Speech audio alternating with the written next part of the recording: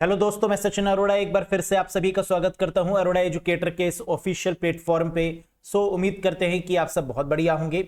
और आज के सेशन में एक बार फिर से बेस्ट क्वेश्चन के साथ में आ चुके हैं।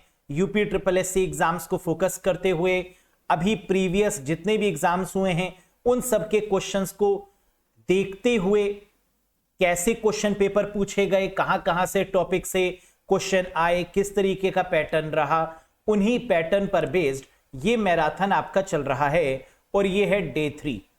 जब आप पेपर देंगे तो आपको समझ में आएगा कि इन मैराथन्स की वैल्यू क्या है। फीडबैक जरूर दीजिएगा एग्जाम के बाद में, मुझे बताइएगा जरूर कि कैसा रहा आपका पेपर, है ना। जब आप एग्जाम से बाहर निकलेंगे तो आपको समझ में आएगा कि सचिन सर ने जो मैराथन सेशंस लिए थे उनकी वर्थ क्या है। साथ ही साथ ये सेशंस जो हैं जूनियर असिस्टेंट, एजीटीए, जेई और अदर एग्जाम्स के लिए भी हेल्पफुल होंगे। तो चलिए बिना किसी देरी के देखते हैं कि आज के सेशन में जो बेस्ट 60 क्वेश्चंस आने वाले हैं वो कौन से हैं और आउट ऑफ 60 आप कितना स्कोर कर पाते हैं। मुझे कमेंट करके बताइएगा इस सेशन के बाद में कि आउट ऑफ 60 आपका कितना स्कोर बना है। Let's get started guys. साथ ही साथ वो कैंडिडेट्स जो कि कोर्स ज्वाइन करना चाहते हैं यूपी ट्रिपल एससी कंप्यूटर का, ज्वाइन कर सकते हैं। लेटेस्ट कोर्स है, वीडियोस, पीडीएफ, मॉक टेस्ट के साथ, थ्योरी प्लस कॉन्सेप्ट के साथ। अरोड़ा एजुकेटर एप्लीकेशन को इंस्टॉल करिएगा, वहां पर आपको ये कोर्स मिल जाएगा। कोई डाउट है, कोई कंफ्यूजन है तो दिए गए नंबर पे व्हाट्सएप करके भी आप पूछ सकते हैं। Let's get started guys. Previous session में जो क्वेश्चन मैंने आपसे पूछा था मैराथन के डे 2 में वो क्या था? Which memory act as a buffer between CPU and main memory. बहुत प्यारा क्वेश्चन। ऐसी कौन सी मेमोरी है जो सीपीयू यानी प्रोसेसर, मेन मेमोरी का मतलब रैम और सीपीयू के बीच में जो मेमोरी आती है जो बफर के तरीके से काम करती है उसका नाम क्या है? The answer is cache. Cache memory की अगर हम लोग बात करें तो ये one of the fastest memory भी है। कैशे मेमोरी, इसका काम क्या होता है कि जो भी चीजें सीपीयू बार बार यूज कर रहा है उसको कहां पर रख दिया जाए? कैश मेमोरी में रख दिया जाए। और जब भी सीपीयू को किसी भी डेटा की रिक्वायरमेंट हो तो सीपीयू उस डेटा को कैश मेमोरी से ले ले। अगर सीपीयू ने डेटा को ढूंढा, कैश में मिल गया तो उसे हिट बोलते हैं। और अगर सीपीयू ने ढूंढा और कैश में नहीं मिला तो इसको मिस बोला जाता है ना। आपको यह बात पता होगी।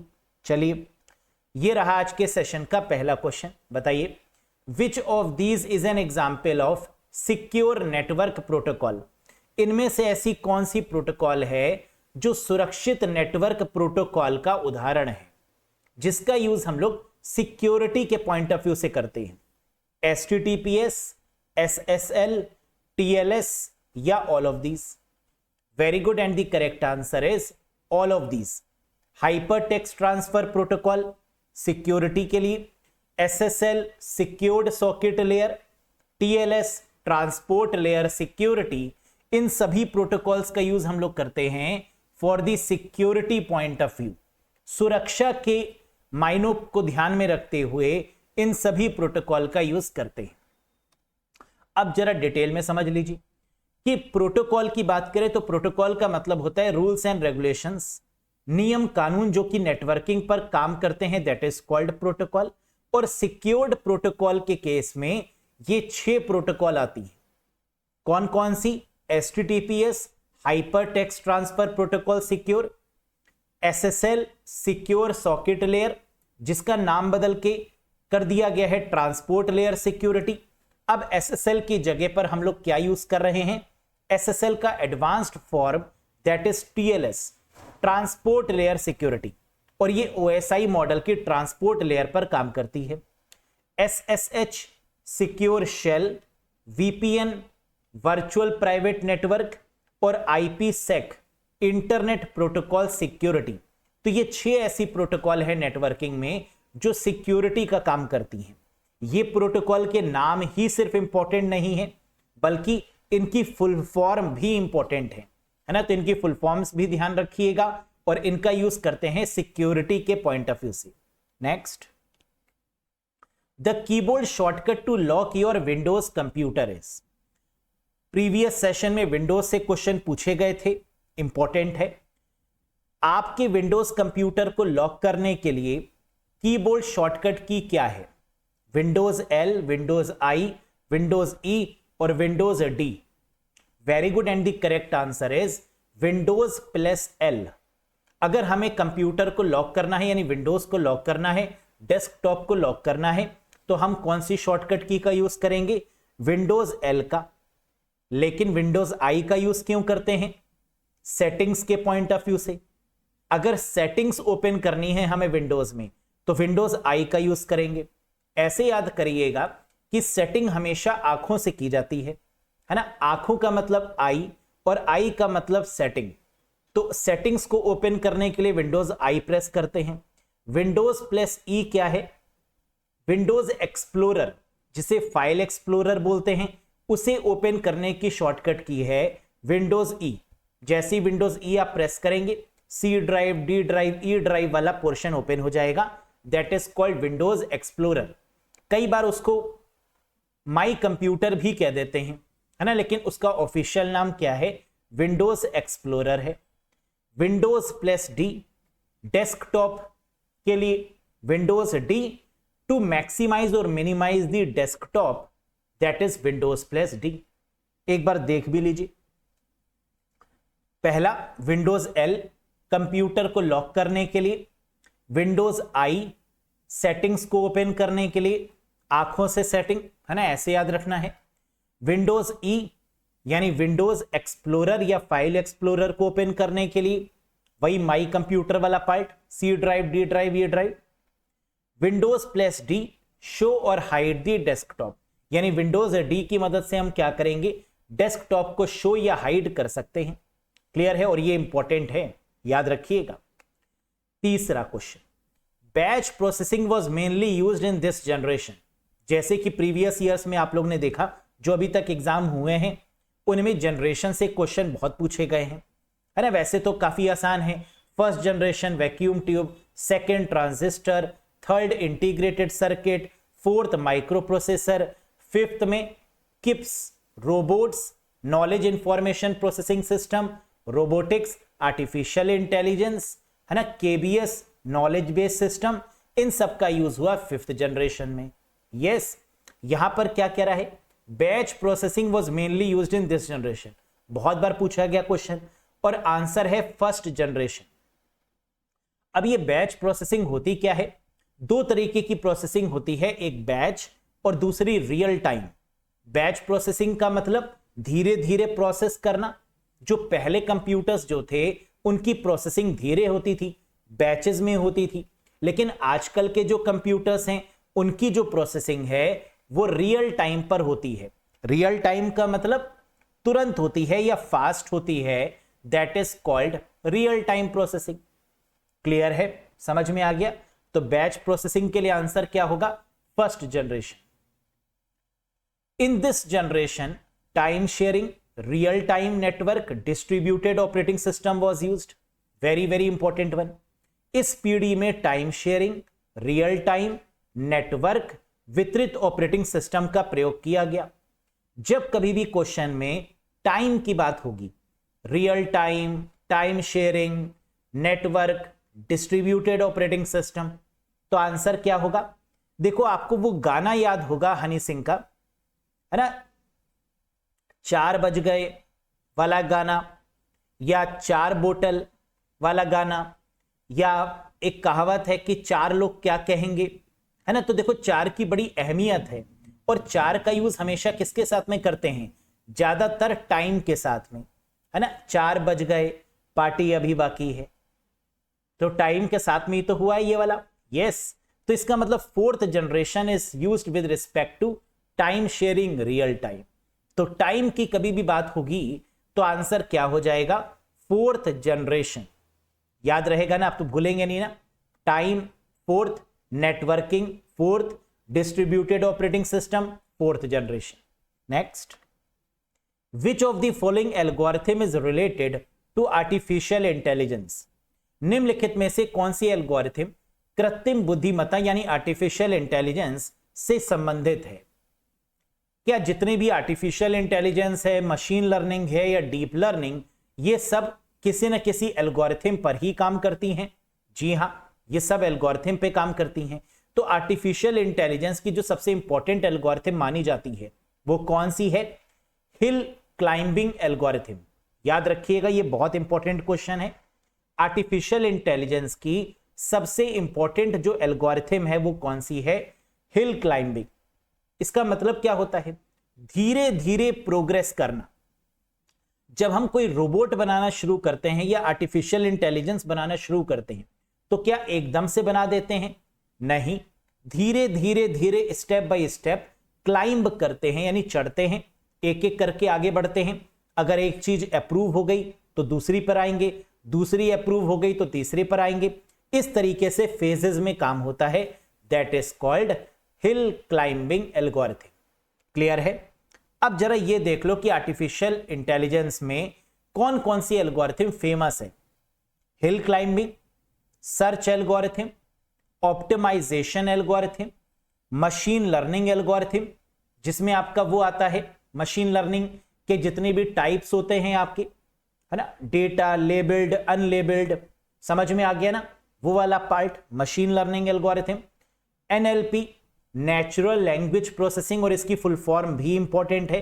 एनएलपी का मतलब आप जानते हैं नेचुरल लैंग्वेज, यानी जो हम आर्टिफिशियल इंटेलिजेंस से बातें करते हैं, जैसे एलेक्सा है, सिरी है ना, इनसे जो हम कन्वर्सेशन करते हैं, that is called natural language processing. और फजी लॉजिक, फजी लॉजिक का मतलब होता है हिट एंड ट्रायल मेथड। हम क्या करेंगे? बार बार हिट एंड ट्रायल अप्लाई करेंगे कि जो हम बना रहे हैं क्या वो मशीन समझ पा रही है या नहीं समझ पा रही, है ना। इस पर हम क्या अप्लाई करते हैं? Reasoning, and that is called a fuzzy logic. तो यानी आर्टिफिशियल इंटेलिजेंस पर जो इंपॉर्टेंट एल्गोरिथम है वो कितनी है? 6। Hill climbing, search, optimisation, NLP और फजी लॉजिक।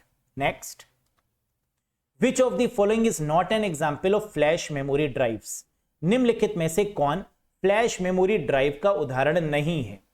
फ्लैश मेमोरी का मतलब ईईपी रोम का advanced version, that is called flash memory. PDA में इस्तेमाल होने वाली memory, that is called flash memory. Personal digital assistant यानी मोबाइल फोन्स में यूज होने वाली मेमोरी फ्लैश मेमोरी है। कैमरे में इस्तेमाल होने वाली मेमोरी फ्लैश मेमोरी है। और फ्लैश मेमोरी में कितनी मेमोरी आती हैं, जल्दी से बताइए। Very good, 3 memories, 3 devices. कौन कौन सी?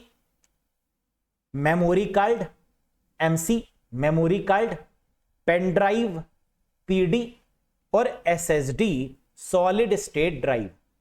अब इनमें से कौन सी नहीं है जरा बता दो। मेमोरी स्टिक कहें या मेमोरी ड्राइव कहें, है ना, या मेमोरी कार्ड कहें, एक ही बात है। पेन ड्राइव बिल्कुल है, एसडी कार्ड है, secure digital card, compact disk नहीं, ये नहीं है। क्लियर? समझ में आ गया? Next, who invented flash memory in 1984 while working for Toshiba? Dash ने तोशिबा के लिए काम करते हुए 1984 में फ्लैश मेमोरी का आविष्कार किया। अब देखो ये इंपॉर्टेंट है, इसका आंसर तो आपको एक ही मिलेगा, लेकिन इस क्वेश्चन से आपको 3 नॉलेज मिलेंगी। क्या? फ्लैश मेमोरी का आविष्कार कब हुआ? 1984 में। कौन सी कंपनी ने फ्लैश मेमोरी का कॉन्सेप्ट दिया? आंसर है तोशिबा ने। लेकिन पर्सन कौन था फ्लैश मेमोरी को डेवलप करने वाला? तो आंसर है फ्यूजियो मैसियोको, यानी first option is the correct one. Fujio Masuoka ये रहे अंकल, ये कहलाते हैं फ्लैश मेमोरी के पापा। लेकिन अगर ईयर पूछें 1984, और अगर कंपनी पूछें तो शिबा, पर्सन का नाम पूछें, पापा पूछें तो Fujio Masuoka. Very good. Next, total different symbols used in hexadecimal number system. Hexadecimal number system में प्रयुक्त कुल कितने नंबर होते हैं? हम जानते हैं हेक्साडेसिमल नंबर सिस्टम की रेंज 0 से 15 होती है। इसका बेस कितना होता है? 16। क्या 16 गिवन है? जी हां। जैसे आप जानते हैं ऑक्टल मतलब 8, बाइनरी मतलब 2, डेसिमल मतलब 10, है ना, वैसे ही हेक्साडेसिमल का मतलब 16। नेटवर्किंग में हेक्साडेसिमल का प्रयोग कहां किया जाता है, जल्दी से बताइए। Very good, IPv6 protocol hexadecimal के फॉर्मेट में होती है। IPv6 एड्रेस की बात करें, है ना, हेक्साडेसिमल फॉर्मेट में। मैक एड्रेस हेक्साडेसिमल फॉर्मेट में होता है, 0 से लेकर 9 तक और A से लेकर F तक। That is called hexadecimal number system. Very good, next. Name the fastest memory, सबसे तेज मेमोरी का नाम बताइए, बताओ जल्दी से। कैशे, रजिस्टर, फ्लिप फ्लॉप या रैम, सबसे फास्टेस्ट मेमोरी इनमें से कौन सी है गाइस?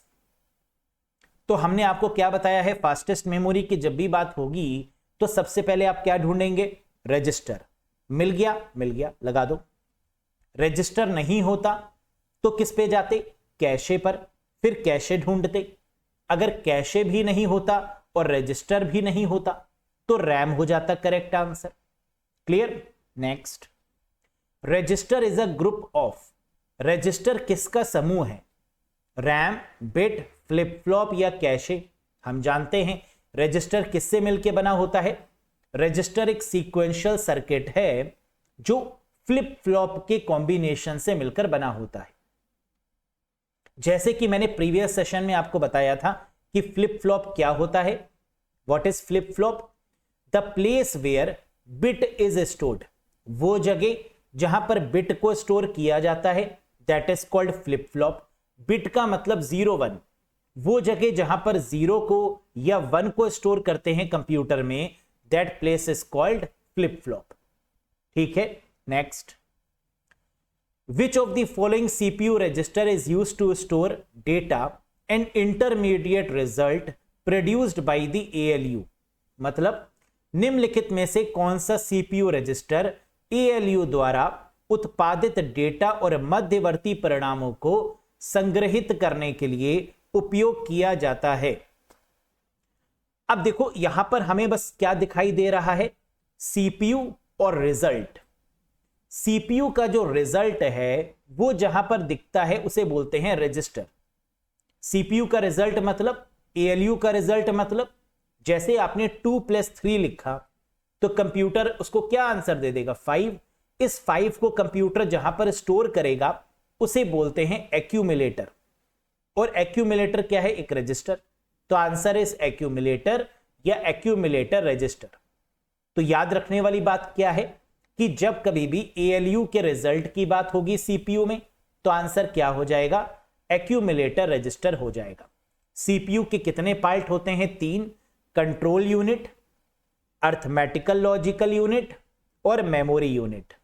ठीक है, और मेमोरी यूनिट को ही क्या बोलते हैं, register. Next. Dash was the first web based email service which was founded in 1996, बताइए। डैश पहली वेब आधारित ईमेल सेवा थी जिसे 1996 में स्थापित किया गया था। तो पहली जो वेब बेस्ड सर्विस है उसका नाम क्या है, जीमेल, फायरफॉक्स, ओपेरा या हॉटमेल? करेक्ट आंसर है हॉटमेल। सबसे पहली जो वेब बेस्ड ईमेल सर्विस है वो कब शुरू हुई, 1996 में। नाम क्या है, हॉटमेल। इसको बनाया किसने, मिस्टर समीर भाटिया ने। समीर भाटिया ने जब हॉटमेल बनाया उसके बाद में बिल गेट्स की नजर पड़ी, माइक्रोसॉफ्ट की नजर पड़ी हॉटमेल पर, और बिल गेट्स ने कहा यह तो बहुत बढ़िया चीज है। बिल गेट्स गए समीर भाटिया के पास और जाकर कहते हैं ये हॉटमेल मुझे दे दो ठाकुर। समीर भाटिया पिघल गए, इन्होंने कहा ले लीजिए, इतने खोखे मुझे दे दीजिएगा, मैं ये आपको दे दूंगा, है ना। तो माइक्रोसॉफ्ट का काम ही यही है, खरीद लेना चीजें। तो समीर भाटिया से बिल गेट्स ने खरीद लिया हॉटमेल, और इसके बाद योगी जी के तरीके से इसका नामकरण बदल दिया, है ना, नाम चेंज कर दिया, और हॉटमेल का नाम क्या कर दिया, outlook.com। तो क्या क्या बातें याद रखनी है कि पहला वेब मेल सर्विस हॉटमेल है, हॉटमेल का नाम बदल के क्या हो गया, outlook.com माइक्रोसॉफ्ट का, और ये किसने डेवलप किया हॉटमेल, समीर भाटिया ने। ईयर बताइए 1996। Clear, next. The dash is a temporary folder that holds your outgoing email. Dash एक अस्थायी फोल्डर है जो आपके आउटगोइंग ईमेल को रखता है। जब आपने किसी को मेल भेजा, जब तक उसको मेल रिसीव नहीं होगा तब तक वो मेल कहां रहेगा? आउटबॉक्स में, स्पैम में, इंपॉर्टेंट में या ड्राफ्ट में? जब आप किसी को मेल भेजते हैं तो मेल जाने में कुछ सेकंड्स लगते हैं। उस दौरान मेल कहीं पर रुकता है, या कभी कभी ऐसा होता है कि सामने वाले का नेटवर्क सही नहीं होता तो भी रुक जाता है कुछ देर के लिए, या फिर सामने वाले का ईमेल आईडी फुल होती है तो भी वो मेल उसके पास नहीं पहुंच पाता, कुछ समय के लिए कहीं पर रुकता है, टेम्परेरी, अस्थायी रूप से, और उसे बोलते हैं आउटबॉक्स। समझ में आया? आउटबॉक्स वो जगह है जब आपने मेल सेंड कर दिया लेकिन अभी सामने वाले को रिसीव नहीं हुआ है, तो वो कहां पर हमें टेम्परेरी मिलेगा? That is in the outbox section. Clear? Next, which of the following is not allowed in email ID? Email, Gmail से बहुत क्वेश्चन बनेंगे एग्जाम में, है ना, बहुत इंपॉर्टेंट है। ईमेल आईडी में निम्नलिखित में से किसकी अनुमति नहीं है? Blank space, dot, numeric digits या कैपिटल लेटर?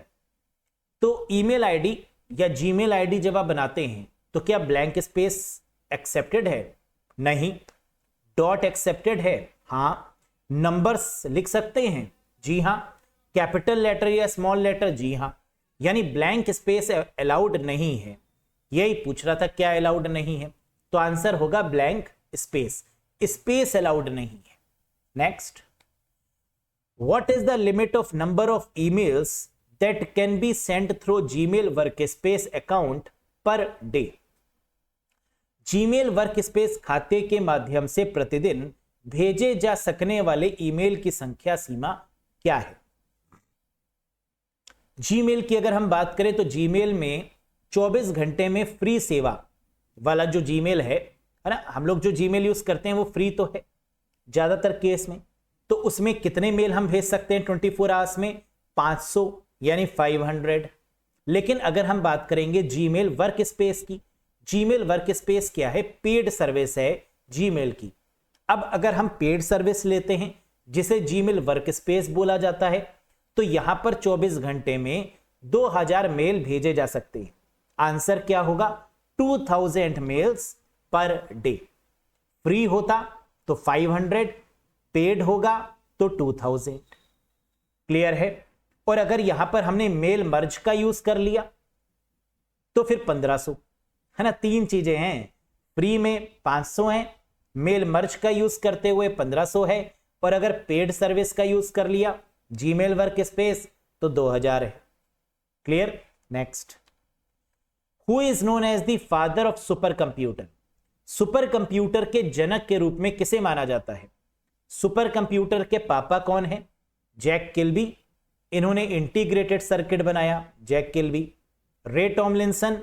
नहीं, ईमेल के पापा रे टॉमलिंसन। शिवा अय्यादुरई, भारत में ईमेल बनाने वाले Shiva Ayyadurai. Seamer cray, yes, father of super computer, जिन्होंने क्रेवन सुपर कंप्यूटर भी बनाया है, दैट इज मिस्टर सीमर क्रे, है ना, याद रखिएगा। जैक किल्बी और रॉबर्ट नॉइस, इन दोनों ने मिलकर इंटीग्रेटेड सर्किट बनाया। रे टॉमलिंसन ईमेल, भारत में ईमेल बनाने वाले शिवा अय्यादुरई, और सीमर क्रे किसके हो गए? सुपर कंप्यूटर के पापा। यस।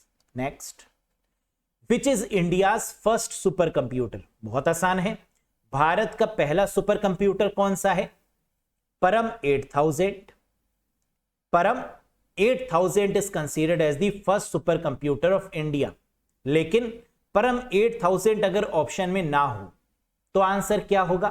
परम पद्मा होगा, है ना। परम 8000 आया लेकिन ये बहुत सक्सेसफुल नहीं रहा, फिर इसके बाद परम पद्मा आया जो कि सक्सेसफुल भी रहा, तो कई बार इसको भी पहला माना जाता है। लेकिन अगर ऑप्शन में परम 8000 है तो ये होगा, और अगर ये नहीं है तो परम पद्मा होगा, है ना, याद रखिएगा। Next, which super computer has become the India's fastest super computer? कौन सा सुपर कंप्यूटर भारत का सबसे तेज सुपर कंप्यूटर है? हम जानते हैं कि सुपर कंप्यूटर की स्पीड को फ्लॉप्स में मेजर किया जाता है, फ्लोटिंग पॉइंट ऑपरेशंस पर सेकेंड, टेराफ्लॉप्स, पेटाफ्लॉप, है ना, इस तरीके से।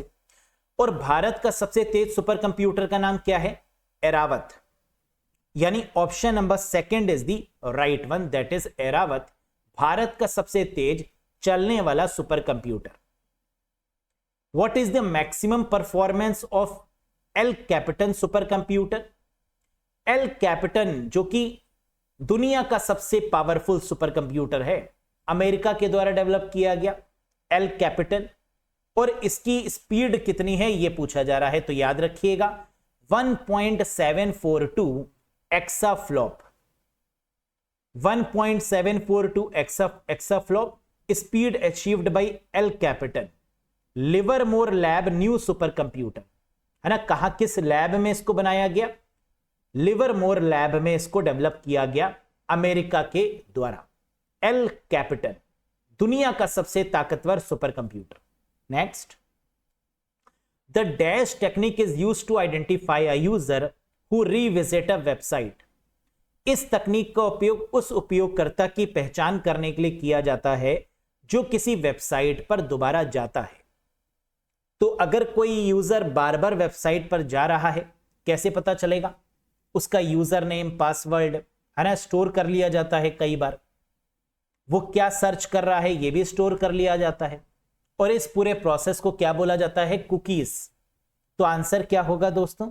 कुकीज वो एक टेक्निक है, वो एक मैकेनिज्म है जिसके द्वारा हम ये पता लगा सकते हैं कि कौन सा यूजर वेबसाइट पर रुका, कितनी देर रुका, उसने कहां पर क्लिक किया, उसने कौन सी शॉपिंग करी, that is via cookies.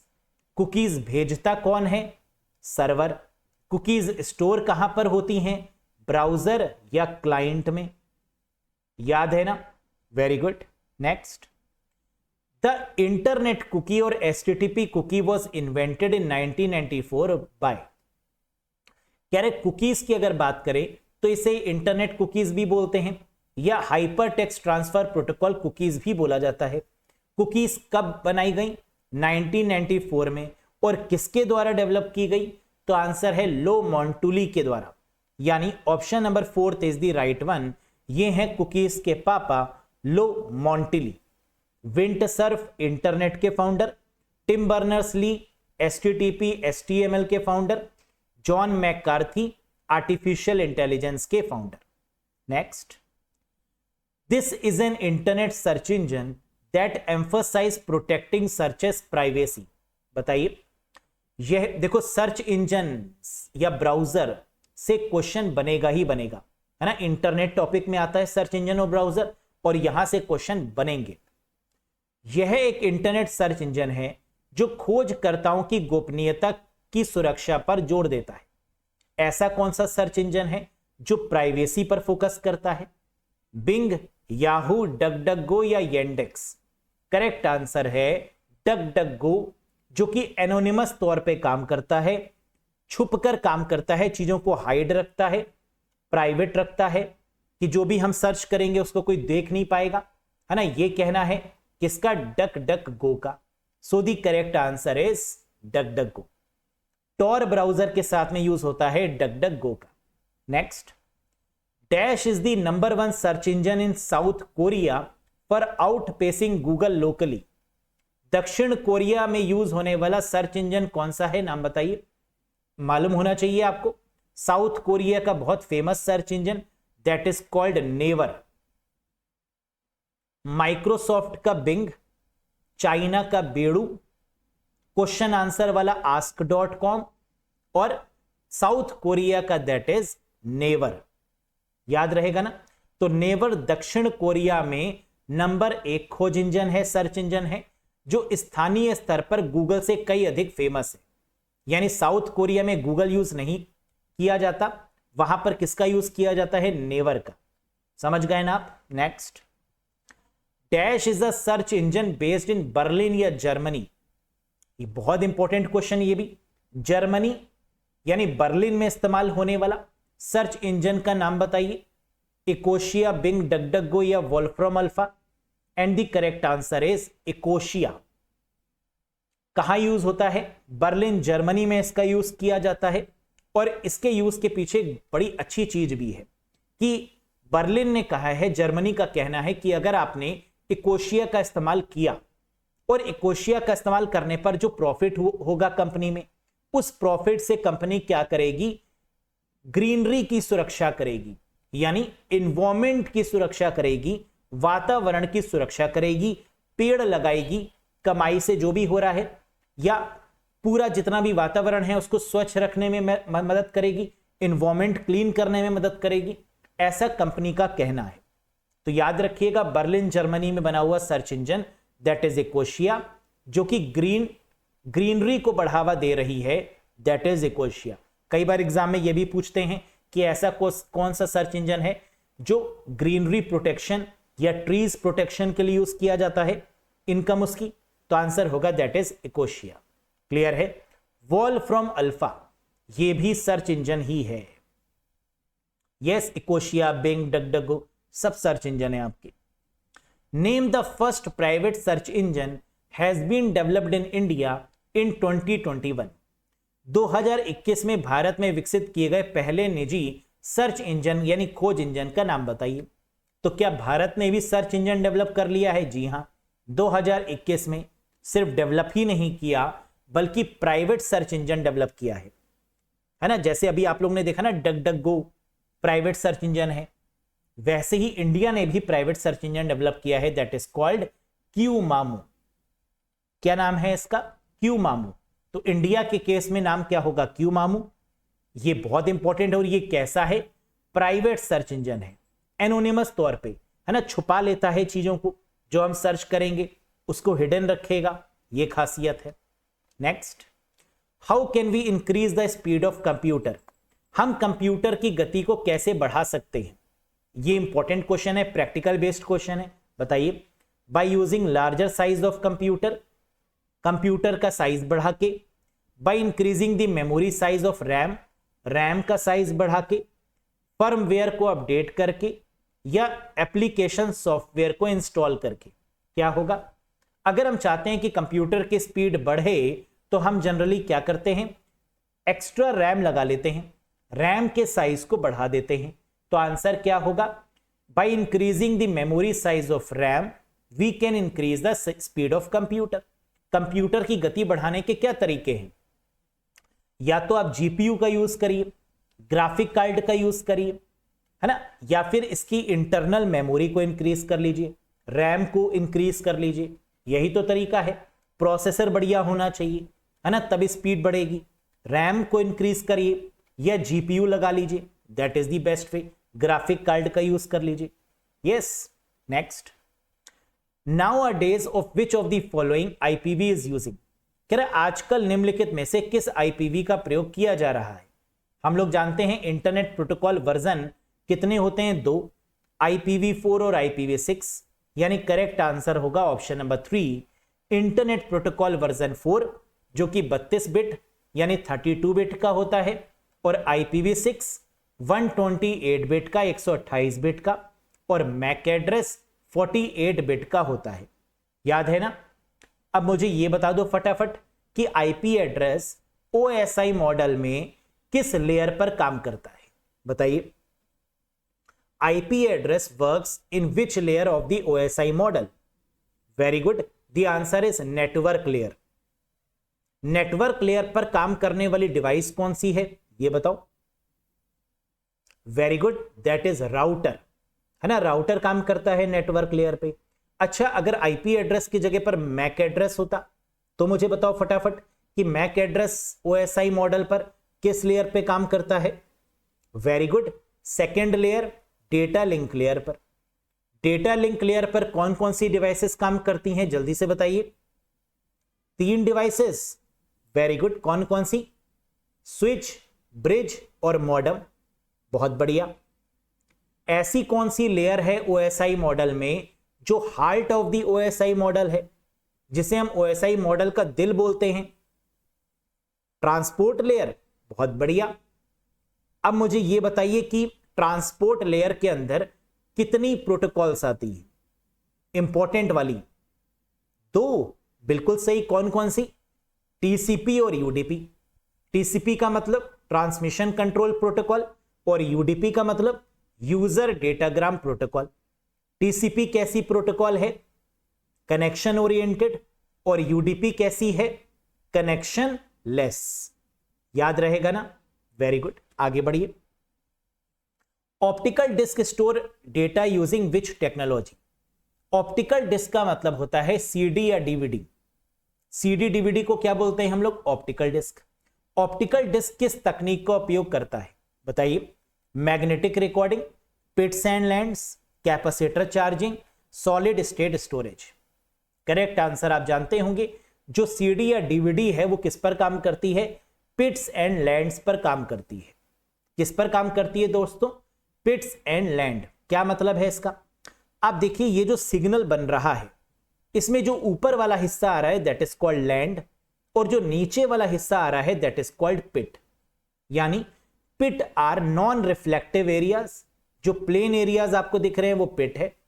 Land are the flat reflective areas, जो उठे हुए एरियाज दिख रहे हैं है ना, उसे हम लोग क्या बोलते हैं? लैंड, जिसे फ्लैट रिफ्लेक्टिव एरिया भी बोलते हैं। समझ में आ गया? बहुत बढ़िया। Next, in cyber security ransomware is a type of. कह रहे साइबर सुरक्षा में रैंसमवेयर किसका प्रकार है? इंक्रिप्शन का, डिक्रिप्शन का, प्रोटेक्शन का या सिक्योरिटी का? हम जानते हैं रैंसमवेयर एक प्रकार का अटैक होता है ना, जिसमें रिश्वत मांगी जाती है, फिरौती मांगी जाती है और फाइल्स और फोल्डर्स को इनक्रिप्ट कर दिया जाता है। तो रैंसमवेयर में हम क्या करते हैं? इनक्रिप्ट, यानी encryption is the correct answer. लेकिन एक बार फिरौती की रकम मिल जाती है अटैकर्स को, तो फिर वो फाइल को डिक्रिप्ट कर देते हैं। लेकिन होगा क्या आंसर? रैंसमवेयर क्या करता है? इनक्रिप्ट करता है। तो योर फाइल्स आर इनक्रिप्टेड, आपकी फाइल्स को इनक्रिप्ट कर दिया गया है। अगर खुलवाना चाहते हैं तो इतने बिटकॉइन ट्रांसफर करिए। तो यहां पर जो ट्रांसफर करने के लिए बोला जाता है ना, वो बिटकॉइंस है। क्यों? अगर अकाउंट नंबर दे देंगे तो वो पकड़ में आ जाएगा कि किसने किया है ना, फिर चक्की पीसिंग एंड पीसिंग। इसलिए वो क्या देता है? बिटकॉइन का लिंक दे देता है। और बिटकॉइन आप जानते हैं क्रिप्टो करेंसी है, और क्रिप्टो करेंसी में ये पता ही नहीं चलता कि मालिक कौन है ना, किसका ये लिंक है, पैसे ये बिटकॉइन कहां ट्रांसफर होते हैं, पता ही नहीं चलता है उसका, है ना, डिसेंट्रलाइज्ड है। Clear? Next, which of the following is not a valid function in MS Excel? Same question आता है एग्जाम में, सेम विथ सेम ऑप्शंस। बताइए, निम्नलिखित में से कौन सा माइक्रोसॉफ्ट एक्सेल में वैध फंक्शन नहीं है? सम, एवीजी, मैक्सिमम या मिनिमम, मैक्स या मिन? हम जानते हैं एक्सेल में एवीजी नहीं होता है, पूरा एवरेज लिखा जाता है। तो AVG is not the valid function, जबकि इसकी जगह पर हम लोग क्या लिखते हैं? एवरेज। अगर हमें एवरेज कैलकुलेट करना है तो पूरा लिखेंगे एवरेज, AVERAGE। फिर जो भी हमारी सेल्स होंगी उसको सिलेक्ट कर लेंगे और इसका एवरेज आ जाएगा। क्लियर है? तो सम है, मैक्स भी है, मिन भी है, लेकिन एवीजी की जगह पर पूरा एवरेज है, याद रखिएगा। Next, which technology is used for crypto currency? Very very important question. Crypto currency के लिए किस तकनीक का उपयोग किया जाता है?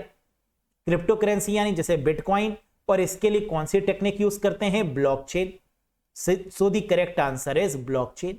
ब्लॉकचेन का मतलब यही आपकी क्रिप्टो करेंसी को प्रोसेस करता है ब्लॉक्स के फॉर्मेट में, है ना। अलग अलग ब्लॉक्स होते हैं जिनको जोड़ा जाता है और तब जाकर हमारी डिजिटल क्रिप्टो करेंसी तैयार होती है।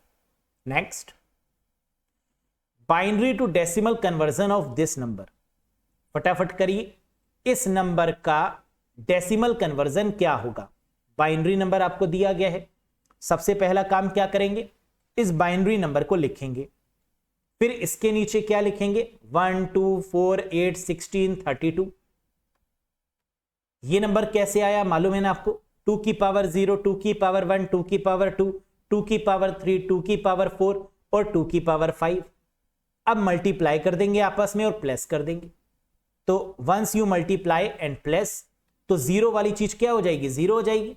तो 32, 16 जीरो जा 0, 8 1 जा 8, 4 0 जा 0, 2 1 जा 2 और 1 0 जा 0, प्लस करेंगे तो आंसर आ गया दैट इज 42। बल्ले बल्ले, यानी option 3 is the correct one, लगा दो। Clear. Next, dash is malicious software that alert the regular functionality of an operating system, takes full control on the targeted system। यानी यह एक ऐसा दुर्भावनापूर्ण सॉफ्टवेयर है जो ऑपरेटिंग सिस्टम की नियमित कार्यक्षमता को बदल देता है, लक्षित सिस्टम पर पूर्ण नियंत्रण ले लेता है। यानी पूर्ण नियंत्रण का मतलब कि आपका कंप्यूटर है और आप ही लॉगिन नहीं कर पा रहे हैं, आपका फेसबुक अकाउंट है, आप लॉगिन नहीं कर पा रहे हैं, कोई दूसरा लॉगिन कर चुका है, हैक हो गया, तो यानी एडमिन राइट्स को ले लिया गया, और इसे बोला जाता है रूट किट। यानी ऑप्शन नंबर 4 बिल्कुल सही किया आपने विचार, the answer is rootkit. Virus क्यों नहीं होगा? क्योंकि अगर क्वेश्चन में दिया होता ऐसा कौन सा मैलवेयर है या ऐसा कौन सा मैलवेयर सॉफ्टवेयर है जो रेप्लिकेट करता है, वायरस होगा। Vital information resource under seize, full form. Spyware क्या होता है? जो मॉनिटर करता है चीजों को, ऑब्जर्व करता है, देखता है, वो स्पाईवेयर हो गया। ट्रोजन हॉर्स का मतलब that pretend to be useful but actually not, जो अपने आप को शरीफ दिखाए लेकिन हो ना, that is called Trojan horse. पहले ट्रोजन हॉर्स का नाम animal. Very good. Next, what is the function of an interrupt in a computer system? Previous question paper में पूछा गया क्वेश्चन, ध्यान से सुनो। कंप्यूटर सिस्टम में इंटरप्ट का कार्य क्या होता है? इंटरप्ट का मतलब होता है रोकना, एक तरीके से, है ना, कुछ बाधा क्रिएट करना, दैट इज कॉल्ड इंटरप्ट। तो कंप्यूटर में बाधा कब उत्पन्न होती है? सोच के देखो। मोबाइल फोन की बात कर लेते हैं। आपकी मोबाइल फोन में बाधा कब उपलब्ध होती है? कब आती है बाधा? इंटरप्ट कब आता है? जब आप फोन कर रहे हैं, है ना, और घर वाले ने छीन लिया, तब आती है? नहीं, तब आती है, क्योंकि छीनने तो आप देंगे नहीं, है ना। तब आती है जब आप अपने मोबाइल फोन पे काम कर रहे होते हैं और बैटरी डाउन हो जाती है, तो आता है कि बैटरी आपकी मरने वाली है ना, आप कृपया चार्जिंग पे लगा लीजिए। आता है ना मैसेज, कनेक्ट कर लो, टिंग टिंग बोलती रहती है ना, उसकी जो रेजोल्यूशन है वो भी कम हो जाता है ना, ब्राइटनेस भी कम हो जाती है उसकी। तो यानी इंटरप्ट का मतलब बाधा, और ये ऐसी बाधा है जो ऑपरेटिंग सिस्टम देता है। अगर आप कंप्यूटर यूज करते हैं, लैपटॉप यूज करते हैं, है ना, तो वहां पर क्या आता है कि कनेक्ट बैटरी से इसको अपने लैपटॉप या अपने सिस्टम को चार्जिंग से कनेक्ट कर लीजिए, चार्जर लगा लीजिए, है ना, 20% बची है, देखा है ना ऐसा message, that is called interrupt. यानी to increase the size of RAM नहीं, टू परमानेंटली स्टोर डेटा नहीं, to signal the CPU to stop its current task and service a request, जी हां, to reduce the clock speed of the processor, जी नहीं।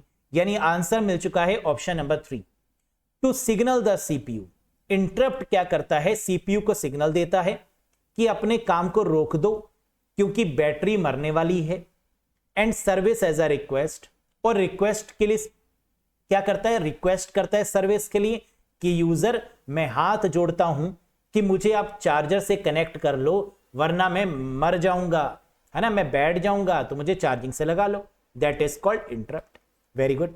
अब ये interrupt दो तरीके के होते हैं, याद रखिएगा, एक हार्डवेयर और एक सॉफ्टवेयर। हार्डवेयर इंटरप्ट का मतलब जब हार्डवेयर आपका काम करना बंद कर जाता है, वो काफी पुरानी मशीनरी हो गई, that is called hardware interrupt. और सॉफ्टवेयर का मतलब वही चार्जिंग से आप लगा लीजिए, that is called a software interrupt. Clear है?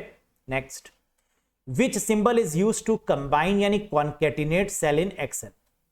एक्सेल में कोशिकाओं यानी सेल को संयोजित यानी कनेक्ट करने के लिए किस प्रतीक का उपयोग किया जाता है? और आप जानते हैं कि एक्सेल में अगर हमें क्या करना है? जोड़ना है, कॉन्केटिनेट करना है सेल्स को, तो हम एम्परसैंड यानी एंड सिंबल का इस्तेमाल करेंगे। याद रखिएगा, बहुत फेमस है।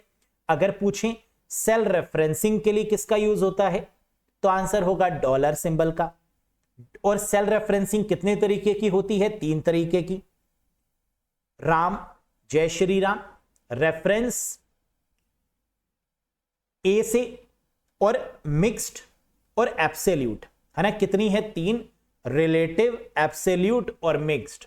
रिलेटिव मतलब ऐसी सेल रेफरेंसिंग जिसमें कोई भी डॉलर का यूज नहीं है, जैसे A1।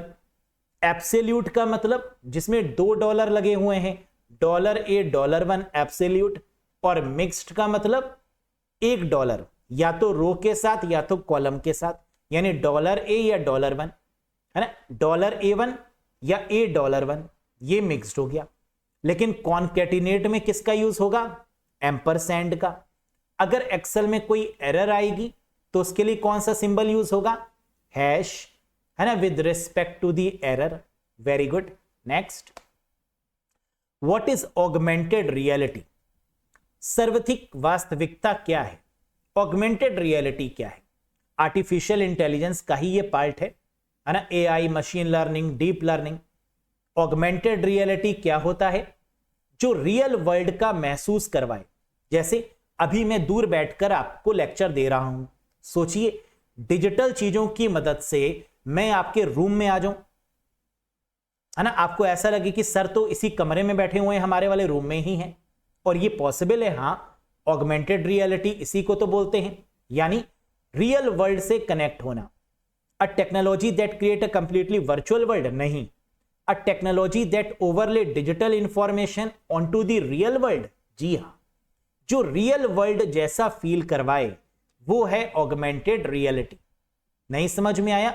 आइए इसके एग्जाम्पल डिस्कस करते हैं, अब समझ में जरूर आएगा। देखो, अगर आप गेम खेलने के शौकीन होंगे तो आपने पोकेमॉन गो ये गेम खेला होगा, है ना, जहां आपको लगता है कि हम उसी जगह पर हैं जहां ये गेम चल रहा है ना। गोलियां चलाते हैं, आपको लगता है मैं ही हूं, मैं ही भाग रहा हूं। Augmented reality. दूसरा एग्जाम्पल, लेंस कार्ट। अगर आपने स्पेक्स कभी लेंस कार्ट से खरीदा हो ऑनलाइन, है ना, तो आपने देखा होगा यहां पर क्या करते हैं, जब आप ऑनलाइन जाइए तो आपकी पहले पूरे फेस को स्कैन करेगी एप्लीकेशन, और फिर आपका फेस वहां पर आ जाएगा, कैमरा ओपन हो जाएगा, और जो स्पेक आप चूज करेंगे वो ऑटोमेटिकली लग जाएगा, है ना। और आप देख पाएंगे कि ये स्पेक सही है हमारे फेस पर या नहीं, कौन सा बेटर है आपके फेस के अकॉर्डिंग, फेस साइज के अकॉर्डिंग, है ना, तो वो सजेस्ट कर देगा आपको। That is augmented reality. तीसरा एग्जाम्पल, शायद आपने कभी कोई परचेज किया हो कोई एक आइटम ऑनलाइन, है ना, आप करते ही रहते, तो आपने अगर कभी फर्नीचर परचेज किया हो तो वो आपको कहेगा अच्छा स्कैन करके एक बार देख भी लो कि जहां आप वो फर्नीचर रखने जा रहे हैं क्या वो सही लगेगा उस जगह पर, है ना। वो ये फंक्शनैलिटी भी देता है, तो that is also called augmented reality. Clear है? Next, what is the primary function of Microsoft Access या MS एक्सेस? MS ऑफिस के अंदर आता है, MS Word, Excel, PowerPoint और एक्सेस भी। ये MS एक्सेस क्या है? माइक्रोसॉफ्ट एक्सेस का प्राथमिक कार्य क्या होता है? डेटाबेस क्रिएट करना, या डेटाबेस को मैनेज करना, या रिलेशनल डेटाबेस को मैनेज करना। तो माइक्रोसॉफ्ट एक्सेस क्या है? डेटाबेस। पढ़ो। Word processing and text editing? नहीं। Data analysis and visualisation? नहीं। Database management and creation? जी हां। Image editing? नहीं। So the correct answer is database management and creation. Next, wireless USB used in which network? USB का मतलब होता है universal serial बस, है ना, आप जानते। वायरलेस USB का मतलब, आपने कभी वायरलेस कीबोर्ड यूज किए या वायरलेस माउस, है ना। जैसे आप देखिए ये कीबोर्ड है तो वायरलेस है, ये माउस है तो ये वायरलेस माउस यूज हो रहा है। तो अब ये जितनी भी वायरलेस वाली चीजें हैं, क्या इसमें USB कनेक्टेड होती है? जी हां, पोर्ट में एक USB लगी होती है ना, उसी के थ्रू वायरलेस काम करती हैं ये डिवाइसेस। तो इसे हम किस नेटवर्क में रखेंगे? वायरलेस माउस हो या wireless keyboard? Personal area network यानी पैन। और पैन का IEEE स्टैंडर्ड क्या है, जरा बताइए मुझे। What is the IEEE standard for pan? Very good, याद है ना, 15 रुपए का पान, प्रीवियस सेशन में बताया था आपको।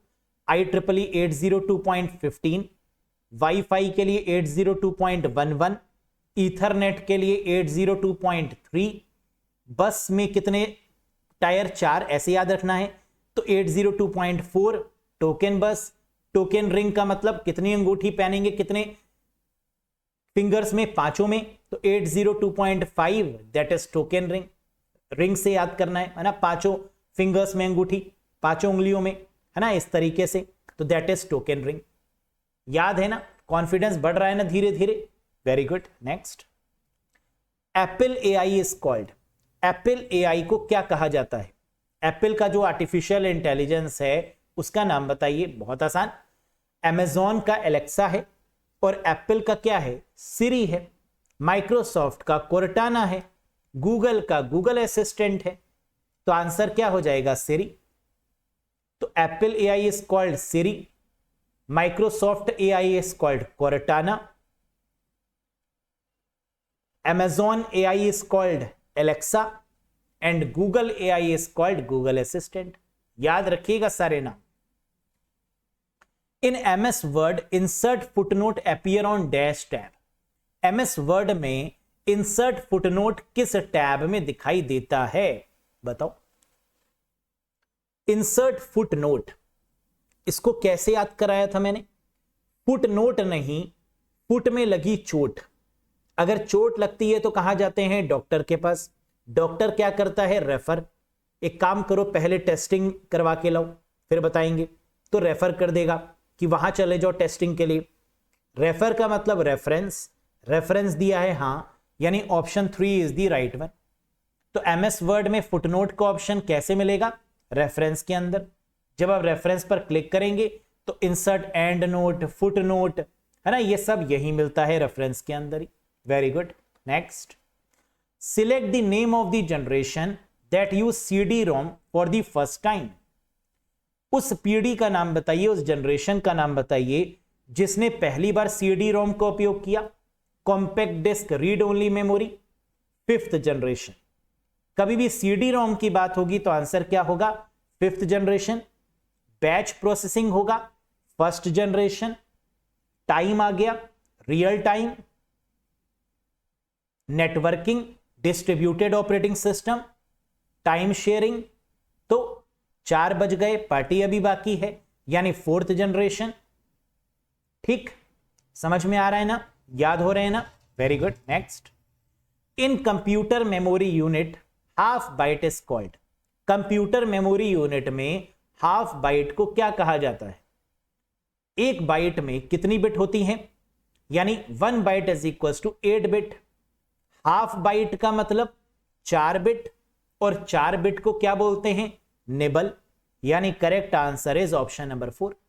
देखो ध्यान से, कह रहा है 1 बाइट में 8 बिट होती है, लेकिन क्वेश्चन में क्या लिखा है? Half bite. हाफ का मतलब 8 का आधा क्या होगा? 4।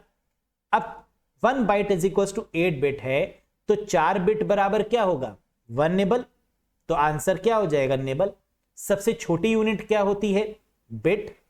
और बिट की फुल फॉर्म क्या होती है? Binary digit. और बिट के बाद क्या आता है? निबल। फिर बाइट, फिर किलोबाइट, फिर मेगाबाइट, फिर गीगाबाइट, है ना, इस तरीके से होता है। क्लियर है? Next, among these secondary storage devices यानी SSD which is fastest। Secondary storage devices की बात हो रही है, सॉलिड स्टेट ड्राइव की नहीं, है ना। वो SSD अलग होता है, सॉलिड स्टेट ड्राइव जो हार्ड डिस्क से बेटर होती है ना, that is called solid state drive. यहां क्या पूछ रहे हैं? Secondary storage devices. Secondary storage का मतलब बिल्कुल सही, CD, DVD, pen drive, floppy disk, hard disk, है ना, या SSD, ये सब आपकी सेकेंडरी स्टोरेज डिवाइसेस ही कहलाती हैं। तो कह रहा है इनमें से कौन सी फास्टेस्ट SSD है, सेकेंडरी स्टोरेज डिवाइस है? Magnetic disk, SSD, hard disk या फ्लॉपी डिस्क? तो हम जानते हैं SSD यानी solid state drive is the fastest secondary storage devices. Hard disk से कई ज्यादा तेज SSD होती है, और SSD कैसी है? फ्लैश मेमोरी का एग्जाम्पल है ना, पेन ड्राइव, मेमोरी कार्ड और SSD। Very good. Next, the most common shortcut to refresh a web page. Web page को रिफ्रेश करने की सबसे आम शॉर्टकट क्या है? प्रीवियस सेशंस में पूछा गया क्वेश्चन है ना, प्रीवियस ईयर का क्वेश्चन है, बताइए कह रहा है रिफ्रेश करने के लिए कौन सी शॉर्टकट की यूज करते हैं? बहुत आसान, दैट इज Ctrl+R के द्वारा हम रिफ्रेश कर लेते हैं वेब पेज को। लेकिन इसकी दो होती हैं शॉर्टकट की, याद रखिएगा। रिफ्रेश अगर कहा जाए तो आंसर होगा Ctrl+R, लेकिन अगर हार्ड रिफ्रेश कहा जाए तो आंसर होगा Ctrl+F5 या Ctrl+Shift+R। अगर सिर्फ रिफ्रेश दिया हो तो Ctrl+R है ना, या फिर F5 भी आप प्रेस कर देते हैं रिफ्रेश करने के लिए। लेकिन अगर हार्ड रिफ्रेश मेंशन हो तो कंट्रोल के साथ F5 करना होगा या Ctrl+Shift+R करना होगा। Next, which of the following memories has the shortest access time?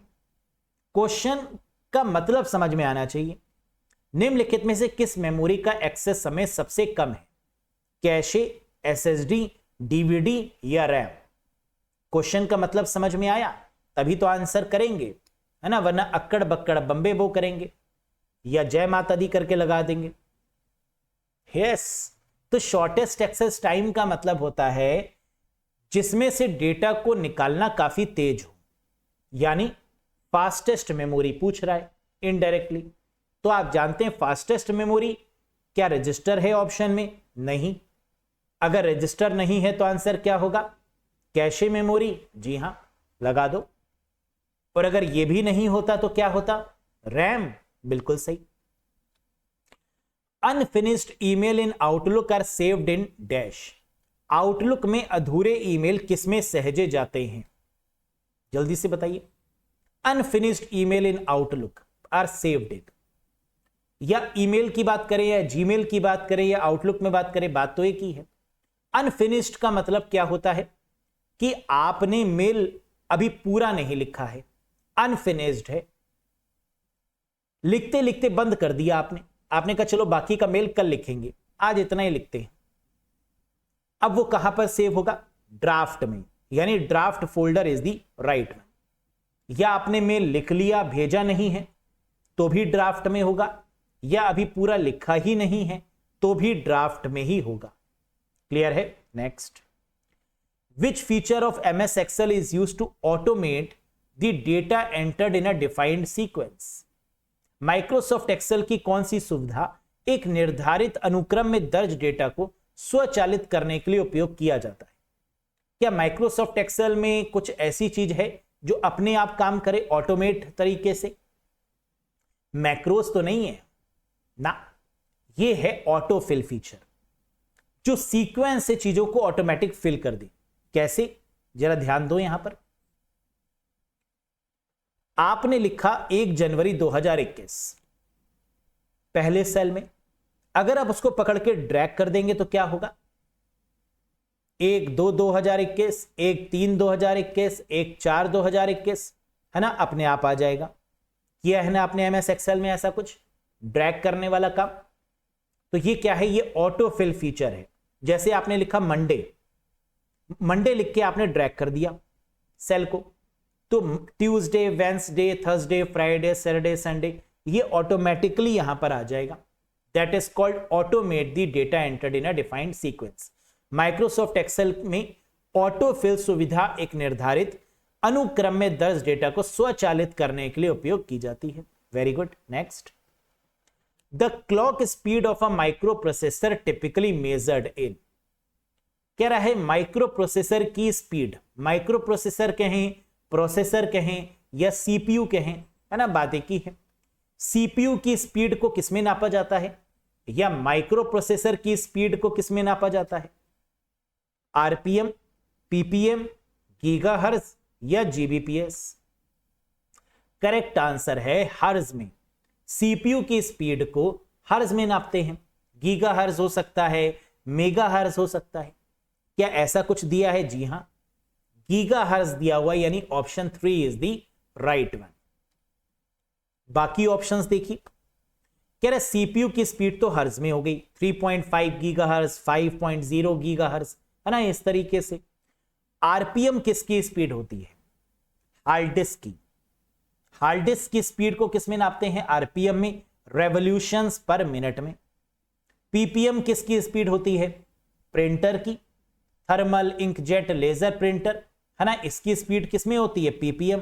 Pages पर मिनट, और प्रिंटर का जो रेजोल्यूशन होता है उसको किस में नापते हैं? डीपीआई, डॉट पर इंचेस, मालूम है ना। दी क्वालिटी या रेजोल्यूशन ऑफ प्रिंटर, प्रिंटर की क्वालिटी गुणवत्ता को किस में नापते हैं? डीपीआई, डॉट पर इंचेस में। जीबीपीएस, इंटरनेट की स्पीड, इंटरनेट की स्पीड को किस में नापते हैं? एमबीपीएस, जीबीपीएस, इस तरीके से बिट पर सेकेंड में। Very good. Next, which statement is invalid among these, इनमें से कौन सा कथन अमान्य है? बताइए। Register is small in size, क्या रजिस्टर छोटी मेमोरी होती है? जी हां, बिल्कुल छोटी सी होती है सीपीयू के अंदर। रजिस्टर इज परमानेंट स्टोरेज, क्या रजिस्टर परमानेंट है? नहीं, टेम्परेरी है ना। रजिस्टर जो है वो परमानेंट मेमोरी थोड़ी ना है, वोलाटाइल है, टेम्परेरी है, तो ये गलत हो गया। आगे देखते।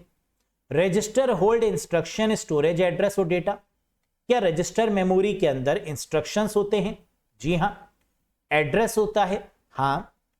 डेटा होता है? जी हां। Register is also called CPU register, क्या रजिस्टर को सीपीयू रजिस्टर भी बोलते हैं?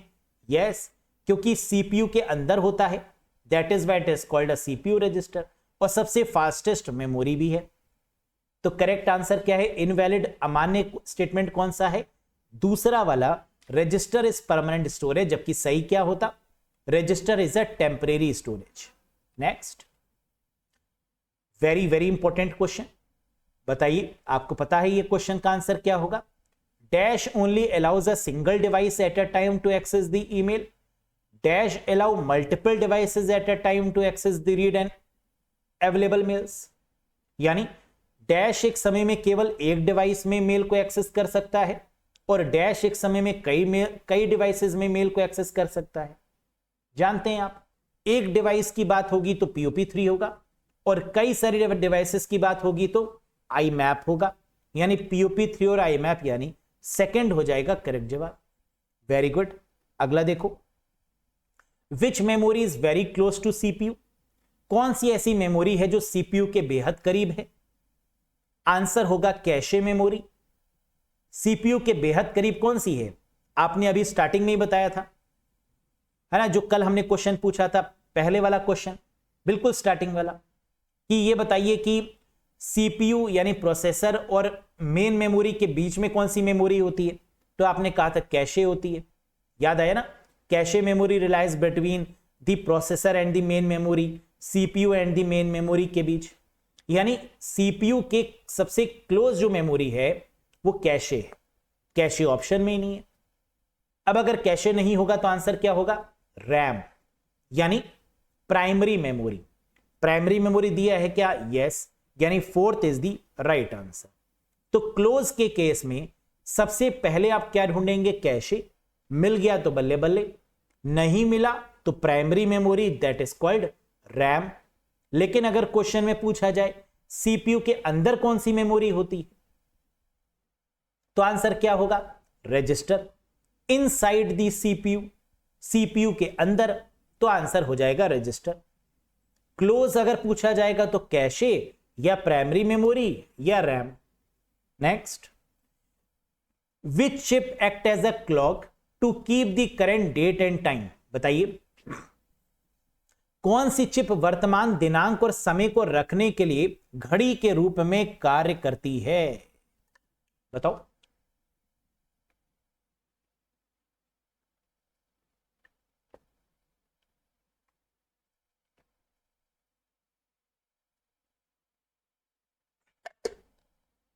CMOS, DV रैम, रैम या रोम?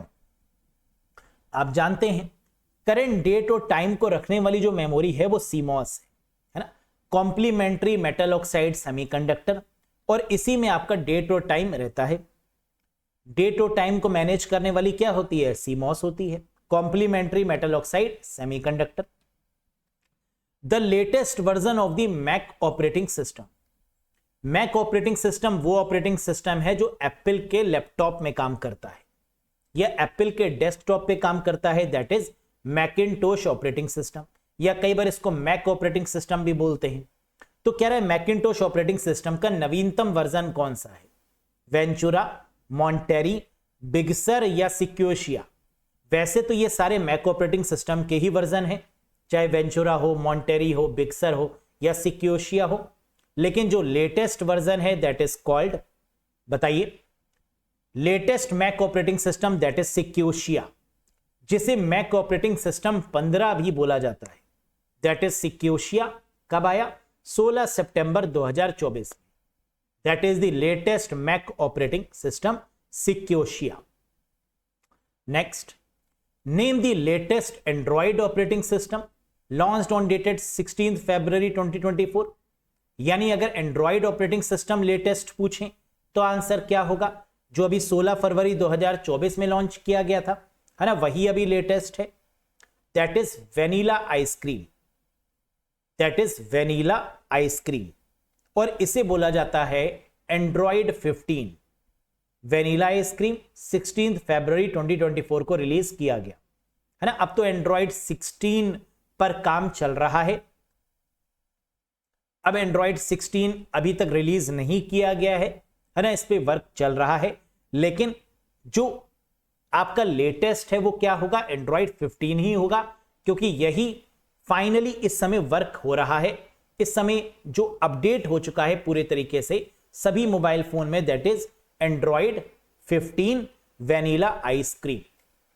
एंड्रॉइड के जितने भी वर्जन है वो सब खाने पीने वाली चीजों पर बेस्ड है ना। आप जानते होंगे, चाहे वो कपकेक हो, डोनट हो, एक्लेयर्स हो, फ्रोयो हो, gingerbread, honeycomb, ice cream sandwich, jelly bean, KitKat, marshmallow, nougat, Oreo, है ना, ये सब आपके जितने भी हैं वो सब दोस्तों कैसे हैं?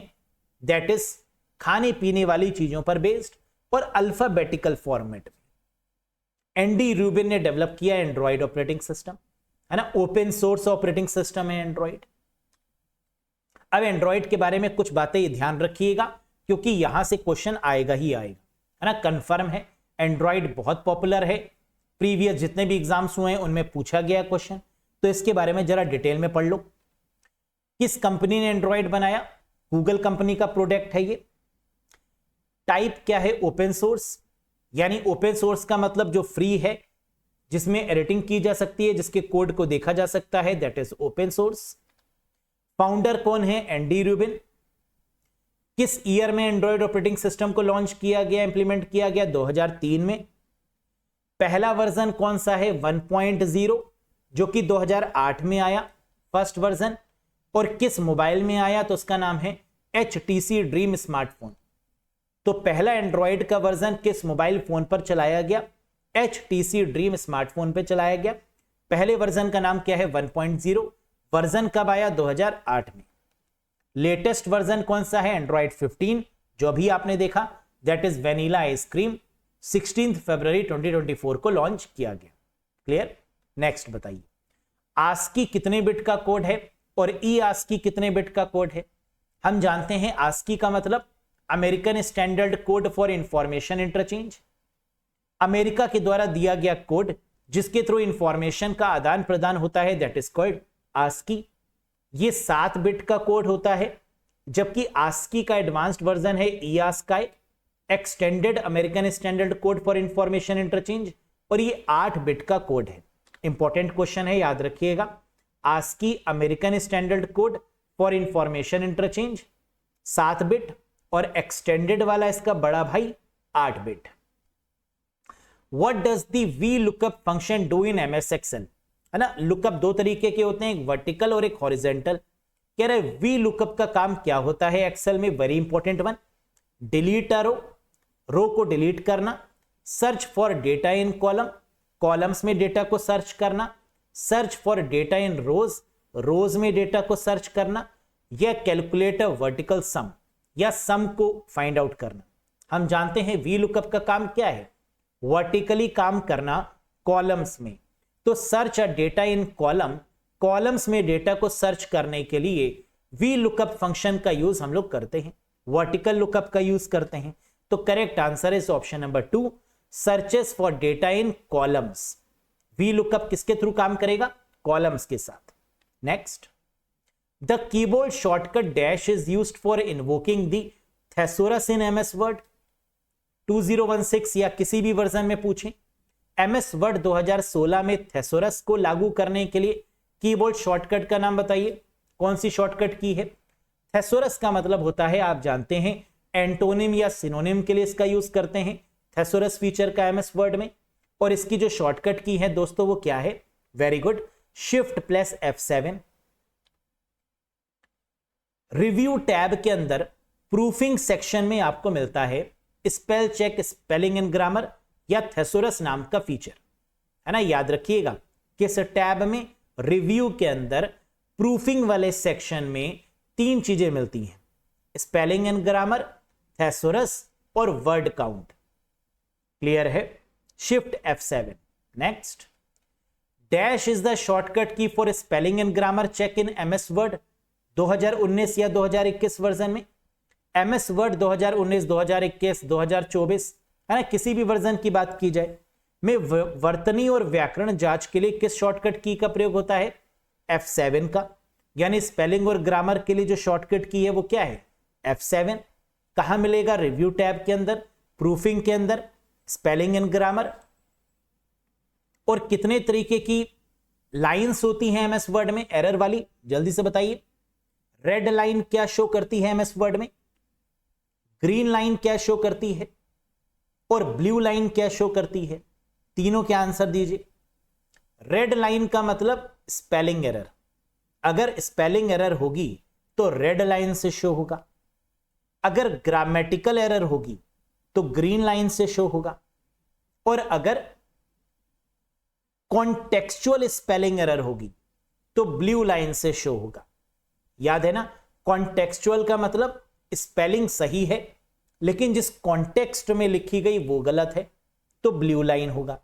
कॉन्टेक्चुअल का मतलब जैसे अगर मैं कहूं do you know, do you know का मतलब क्या आप जानते हैं, डू यू नो, और नो की स्पेलिंग में लिख दूं NO नो, क्या सही है, नहीं, क्योंकि स्पेलिंग क्या होने चाहिए, KNOW।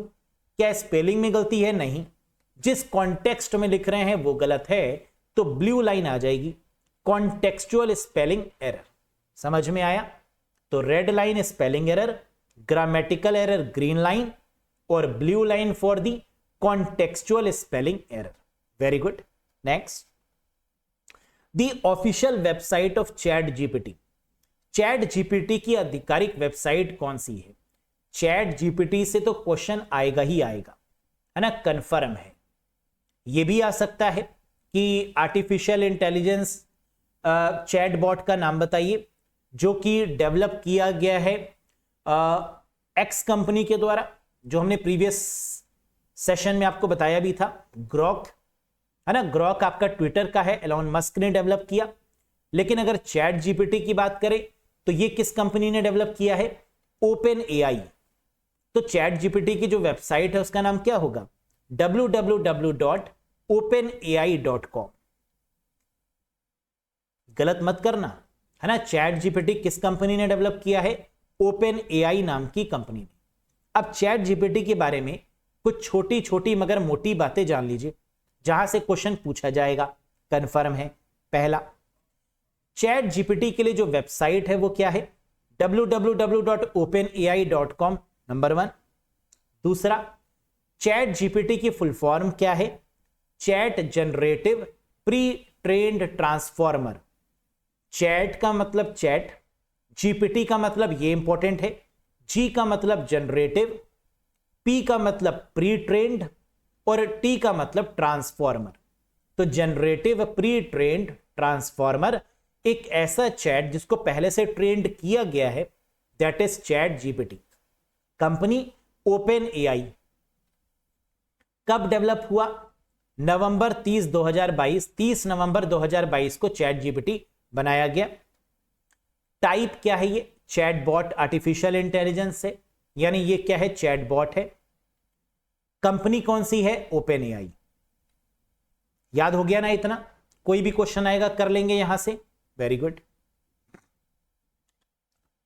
The first computer made available for commercial use was, ये फर्स्ट बहुत इंपॉर्टेंट है ना, और प्रीवियस पेपर्स में कई सारे क्वेश्चन बने फर्स्ट को लेकर।